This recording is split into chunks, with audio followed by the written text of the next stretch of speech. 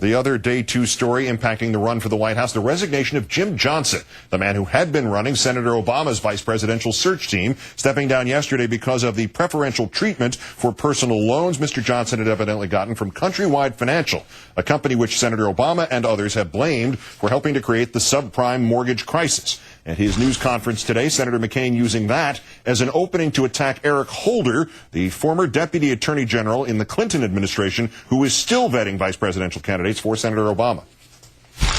I think that it is a matter of record that Mr. Holder recommended the pardoning of Mr. Rich, and all of those things will be taken in consideration by the media and the American people, especially when you are entrusting individuals with one of the most important decisions that a presidential candidate can make before that individual is elected, and that is who the running mate is. As you may know, Senator McCain having entrusted that most important decision to a man named Arthur Culverhouse, the Arizona Republican exhibiting no irony today over the fact that Mr. Culverhouse is, say it with me now, a former lobbyist. Even better, or perhaps that should read even worse, he used to lobby for Fannie Mae, the mortgage company where Mr. Jim Johnson once served as chairman and CEO. Let's turn now, as promised, to our own Rachel Maddow, also host of her own show on weeknights on Air America Radio. Rachel, good evening. Hi, Keith. Yesterday, Senator Lieberman said, in effect, a free pass for Mr. McCain on anything he says about Iraq because he's a Vietnam vet. Today, Senator McCain was outraged at conduct in the Obama campaign that really would be only about average corruption in the McCain campaign. In pushing for what looks like from the outside a double standard, do the Republicans put themselves at some sort of risk? If they get called out on it. I mean, this is a classic glass houses problem. But it's the glass houses phenomenon only works if people are willing to actually throw the metaphorical rocks at the guy who is standing in his glass house, flinging them at others. We have seen John McCain denounce Barack Obama as the candidate of special interests, even while he's in the midst of a half-hearted lobbyist purge from his campaign. We've in fact seen John McCain denounce Barack Obama as the party of old government, the old in terms of thinking about the guy who's been in Washington too long. We've seen John McCain denounce Barack Obama for a position that McCain himself held on Social Security taxes. We've seen McCain's supporters denounce Barack Obama for wanting to meet with Hamas, even though between the two candidates, only John McCain has ever proposed something remotely like that. So we've seen this time and time and time again in terms of McCain essentially being able to get away with making accusations about things he himself is guilty of, more guilty of than Barack Obama, and he just doesn't seem to get called on it, at least not yet. Well, I got 11 and a half minutes worth of rocks for later in the show if you want to stick around.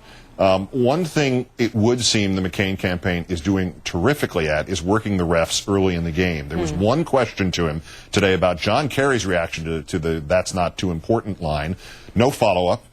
Countdown had this story. Newsweek had this story. Phil Gramm, the uber lobbyist, one question to McCain out of the rest of the press corps. Has the McCain campaign successfully intimidated the media at this point?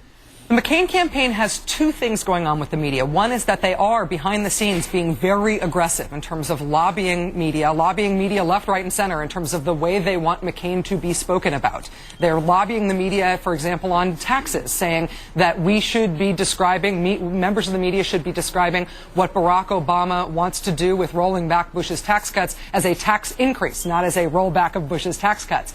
And some members of the media go along with that sort of thing. I think some others, more rightfully, see that as a subject of a news story about how John McCain's trying to manipulate the media.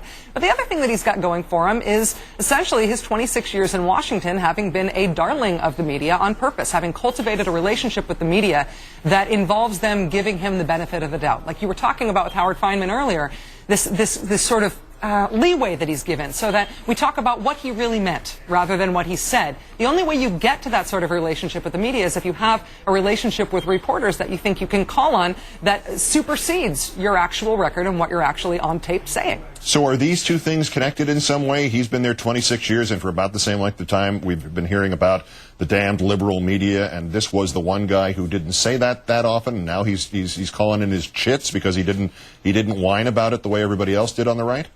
I wonder. I mean, I don't know. I'm not a campaign trail reporter, and I don't know what goes through people's minds when they decide what they are going to report. But I do know that the false sense of balance, the false sense of if I'm going to report one side of this, I better report the other, more frequently goes toward not giving us actual balance, but giving us two sides of stories that sometimes really only have one real side.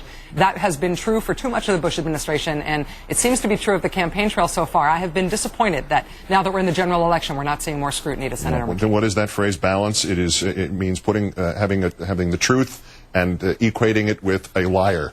Rachel Maddow of MSNBC and Air America, as always. Thanks, Rachel. Thank you, Keith.